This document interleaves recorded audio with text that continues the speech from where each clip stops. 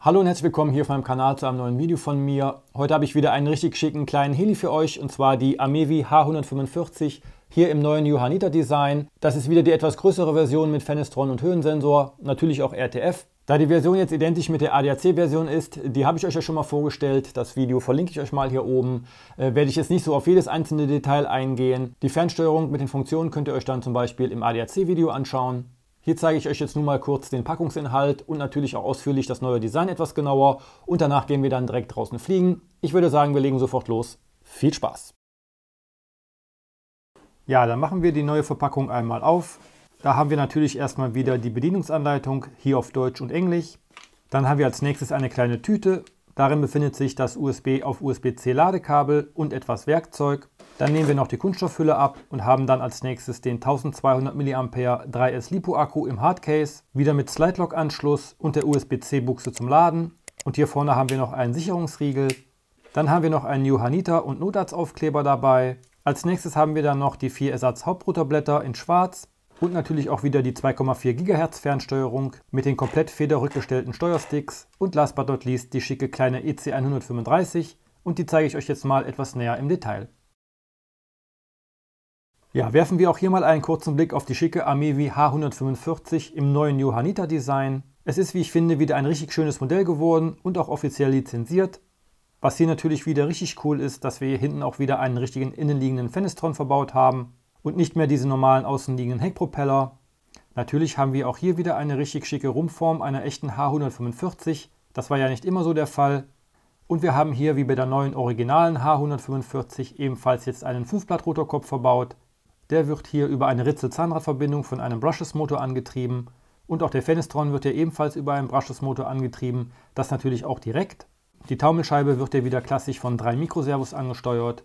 Die Rotorwelle, die Taumelscheibe und das Rotorkopf-Zentralstück sind aus Aluminium und die Blatthalter aus Kunststoff gefertigt.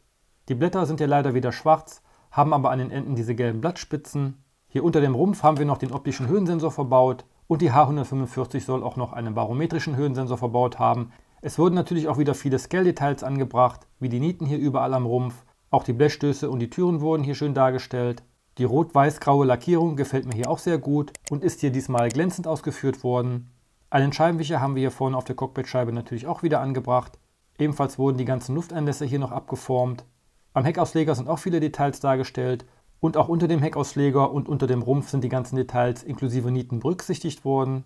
Hier vorne haben wir noch eine kleine Antenne sitzen. Und wir haben natürlich auch wieder eine Scale-Beleuchtung verbaut, nämlich hier vorne den Landescheinwerfer.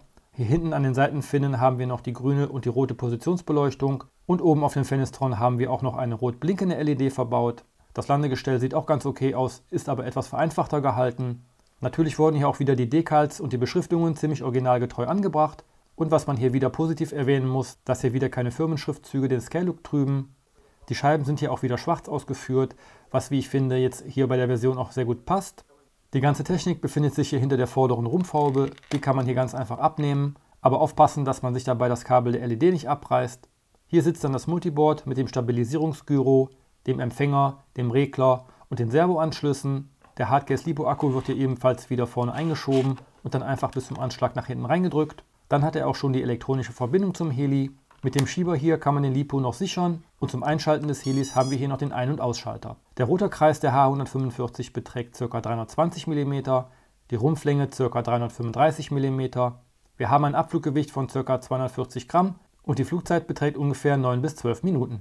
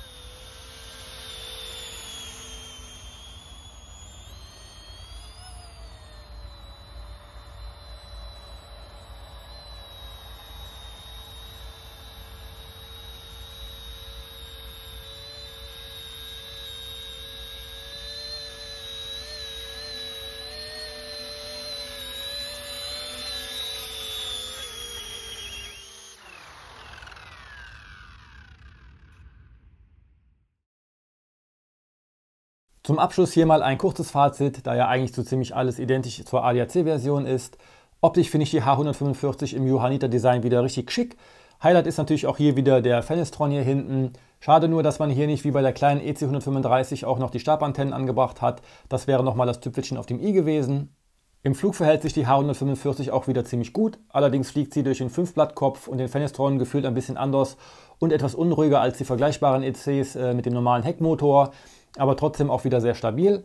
Ab und zu zuckt sie ein bisschen im Flug und der Fenestron ist natürlich ab und zu auch etwas lauter und heult ein bisschen mehr auf. Aber das hält sich alles noch in Grenzen, wie ich finde. Ansonsten funktioniert ja alles wie gewohnt problemlos. Autostart und Landung, der Höhensensor und so weiter. Der Sender gibt auch wieder ein akustisches Signal aus, wenn der Akku am Heli zur Neige geht. So kann man den Akku auch nicht tiefenentladen. Das mögen die LiPo-Akkus ja nicht. Wenn euch die H145 gefällt, schaut mal gerne unten in die Videobeschreibung rein. Da findet ihr natürlich wieder alle Links dazu. Lasst mir gerne ein Like da. Schreibt mir auch gerne wieder einen Kommentar unten in die Kommentarleiste, wie ihr die H145 findet. Dann würde ich sagen, war es das wieder mit dem Video. Abo und Glocke nicht vergessen, dann verpasst ihr auch keine weiteren Videos mehr. Dann kann ich mich nur noch bedanken fürs Zusehen. Ich hoffe, wir sehen uns im nächsten Video wieder. Bis dann, euer Chrissy. Ciao.